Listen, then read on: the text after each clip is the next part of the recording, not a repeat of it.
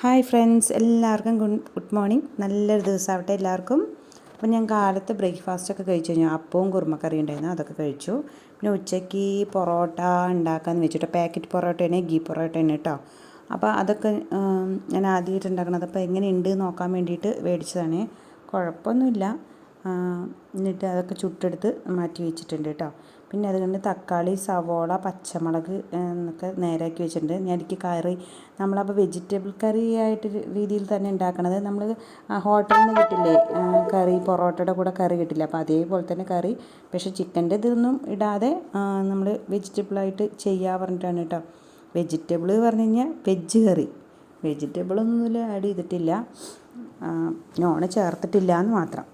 അപ്പം ഞാൻ അതിൽ ചട്ടി വെച്ചതിന് ശേഷം ഗ്രാമ്പു, കറുവാപ്പട്ട അതൊക്കെ ഇട്ട് കൊടുത്തിട്ടുണ്ട്. പിന്നെ അത് കഴിഞ്ഞിട്ടും ഇഞ്ചി വെളുത്തുള്ളി പേസ്റ്റാണ് കേട്ടോ. അതിട്ടിട്ട് ഒന്ന് മൂപ്പിച്ചതിന് ശേഷമാണ് ഞാൻ സബോള, പച്ചമുളക്, തക്കാളി അതൊക്കെ ഇട്ടിട്ട് നല്ലപോലെ വഴറ്റിയെടുത്തിട്ടുണ്ട്. അത് കഴിഞ്ഞതും പിന്നെ നമ്മൾ അരപ്പൊന്ന് അരച്ച് വെക്കാൻ വിചാരിച്ചു അതിൻ്റെ ഇടയിൽ കൂടെ. അപ്പോൾ കാഷ്യൂ നട്ടും തേങ്ങയോട് ചെറുതായി അരിഞ്ഞതും കൂടി അത് അരച്ചിട്ട് മാറ്റി വെക്കുന്നുണ്ട്.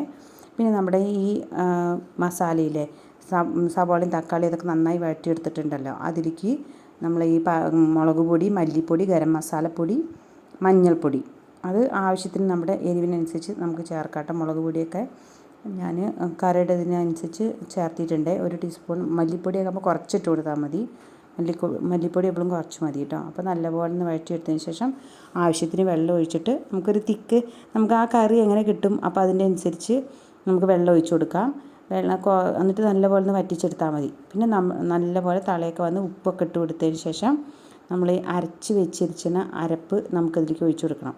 അപ്പോൾ അരച്ചൊക്കെ കഴിഞ്ഞ് കഴിയുമ്പോൾ നമുക്ക് ഒഴിച്ചതും ഒരു ചെറിയൊരു കളർ മാറ്റമായിട്ട് ഉണ്ടാവുള്ളൂ. കുറേ നേരം തിളപ്പിച്ച് കഴിയുമ്പോഴാണ്, തിളച്ച് കഴിഞ്ഞൊന്ന് കുറുകി വരുമ്പോഴാണ് ആ ഒരു കറക്റ്റായിട്ട് നമുക്ക് ആ കറിയുടെ പൊറോട്ടയ്ക്ക് ഉണ്ടാവുന്ന കറിയുടെ ഇത് കിട്ടും കേട്ടോ. നല്ല ടേസ്റ്റൊക്കെ ഉണ്ട്. പിന്നെ നമ്മൾ ചിക്കൻ്റെ ഇതും കൂടി ചേർത്ത് കഴിഞ്ഞാൽ അതൊരു വേറെ ടേസ്റ്റാവും. പക്ഷേ എന്നാലും നല്ലപോലെ നന്നായിട്ടുണ്ട്, നല്ല ടേസ്റ്റ് ഉണ്ട് കേട്ടോ. ഞങ്ങൾ കഴിച്ച് നോക്കിയിട്ട് ഇഷ്ടപ്പെട്ടു. പൊറോട്ടയും കുഴപ്പമൊന്നുമില്ല. അപ്പോൾ അതെല്ലാവരും ഒന്ന് ചെയ്ത് നോക്കണേ. പിന്നെ ഞാനിവിടെ ഉണ്ടാക്കാൻ പോകുന്നത് നമ്മൾ അൽഫാമാണ്. അപ്പോൾ വേഗിയിട്ട് അൽഫാം ഉണ്ടാക്കാമെന്ന് ചോദിച്ചു. അരിക്ക് മല്ലി, മുളക്, ഗ്രാമ്പു, കറുവാപ്പട്ട, ഇഞ്ചി വെളുത്തുള്ളി പേസ്റ്റ്, ഇഞ്ചി വെളുത്തുള്ളി ഇതുണ്ടാക്കിയിട്ട് ജീരകം, പിന്നെ പെരിഞ്ജീരകം ഇതെല്ലാം കൂടി നല്ലപോലെ ഇതിലേക്ക് ഇട്ട് കൊടുത്തിട്ടുണ്ടാവും. എല്ലാം കൂടി പൊടിച്ച് മാറ്റി വെച്ചിട്ടുണ്ട്. മുളക് ഒക്കെ കൂടിയിട്ട് നല്ലപോലെ ഒന്ന് വറുത്തെടുത്തിട്ട് നമ്മളൊന്ന് പൊടിച്ചെടുക്കും. പിന്നെ നമ്മുടെ ചിക്കനൊക്കെ അത് ഇവിടെ റെഡി ആക്കി വെച്ചിട്ടുണ്ട്. അതിലേക്ക് നമ്മുടെ ഈ മിക്സ് ഇട്ട് കൊടുക്കുക, ഇഞ്ചി വെളുത്തുള്ളി പേസ്റ്റ് ഇട്ട് കൊടുക്കുക, മഞ്ഞൾപ്പൊടി. പിന്നെ ഞാൻ കുറച്ച് ഒന്ന് കളർ കിട്ടാൻ വേണ്ടിയിട്ട് മുളക് പൊടി കുറച്ചൊന്ന് ഇട്ട് കൊടുത്തിട്ടുണ്ട് കേട്ടോ. നമ്മുടെ മുളകില്ലേ, കപ്പൽ മുളക് എന്ന് പറയില്ല, അപ്പോൾ ആ മുളക് നമ്മൾ നേരത്തെ തന്നെ വറക്കുമ്പോൾ ഇട്ടിട്ട് പൊടിച്ചിട്ടുണ്ട്. അപ്പോൾ ഇതിലേക്ക് ലേശം മതി. പിന്നെ നമ്മൾ തൈര് ഒഴിക്കുന്നുണ്ട്, പിന്നെ നാരങ്ങ നീര്, പിന്നെ ആവശ്യത്തിന് ഉപ്പും ചേർത്തിട്ട് നല്ലപോലെ ഒന്ന് മിക്സ് ചെയ്തിട്ട് നമുക്ക് എത്ര സമയം വെക്കാൻ പറ്റുമെങ്കിൽ 2 മണിക്കൂറോളം വെച്ചാലും നല്ലപോലെ ഒന്ന് പിടിച്ച് സെറ്റായിട്ട് വരും.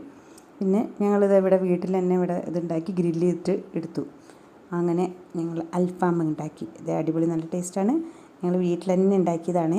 പിന്നെ അതിലേക്ക് നമ്മൾ മയോനൈസൊക്കെ കൂട്ടിയിട്ട് കഴിച്ചു. എല്ലാവർക്കും വീഡിയോ ഇഷ്ടപ്പെട്ടെങ്കിൽ അല്ലെങ്കിൽ ലൈക്ക് ചെയ്യുക, സബ്സ്ക്രൈബ് ചെയ്യുക, കമൻറ്റ് ചെയ്യുക. Thank you.